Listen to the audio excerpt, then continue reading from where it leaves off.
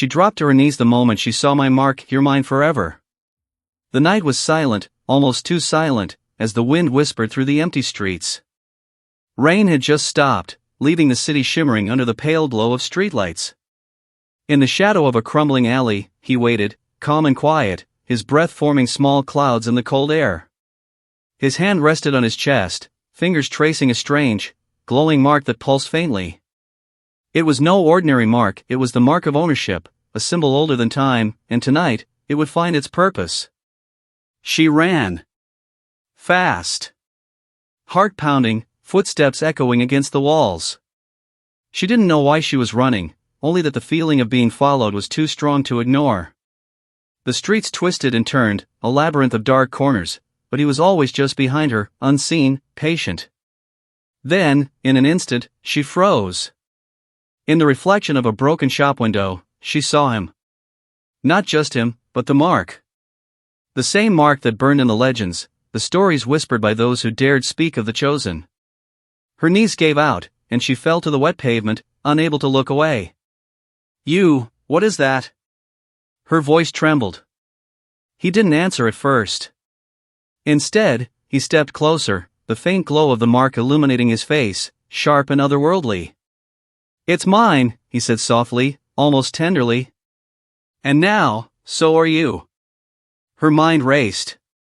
She wanted to scream, to run again, but her body refused. Something about him, about the mark, held her like chains made of fire and shadow.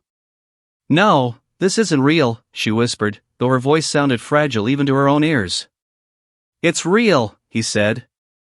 His eyes burned with an intensity she couldn't ignore. From the moment I saw you, the mark knew. It chose.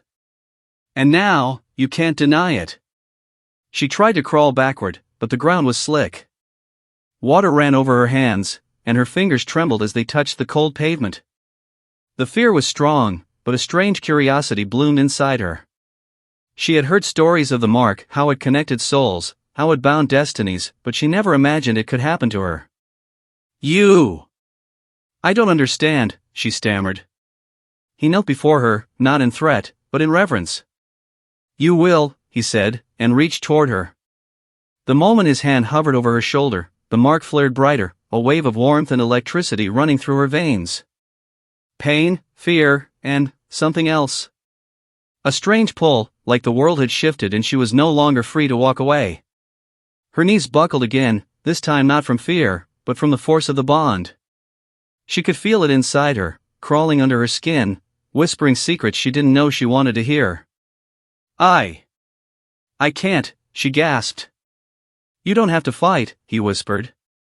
The mark does not lie. You are mine, forever.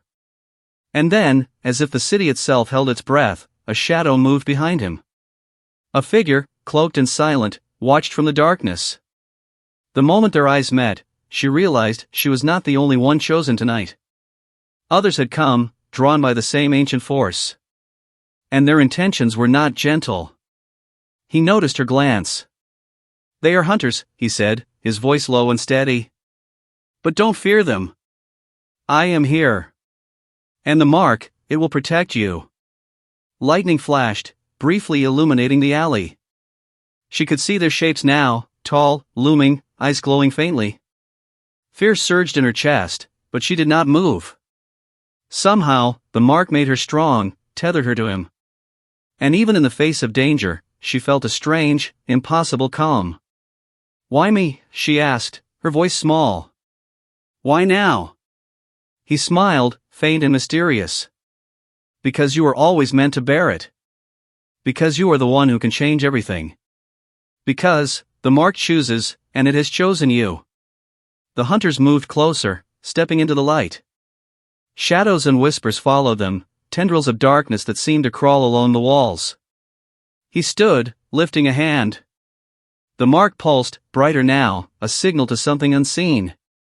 The air crackled, charged with energy she could feel in her bones. The hunters froze. One of them hissed, a sound like metal scraping stone, but did not advance. The mark flared again, and a force pushed them back, invisible but undeniable. She stumbled to her feet, drawn to him, drawn to the power that coursed between them. You are not alone, he said, his voice gentle but firm. The mark is not just a brand, it is a bond. And with it, we are stronger than anything that dares challenge us. She nodded, barely realizing she did. Fear and awe mingled in her chest, and for the first time in her life, she felt like she belonged somewhere.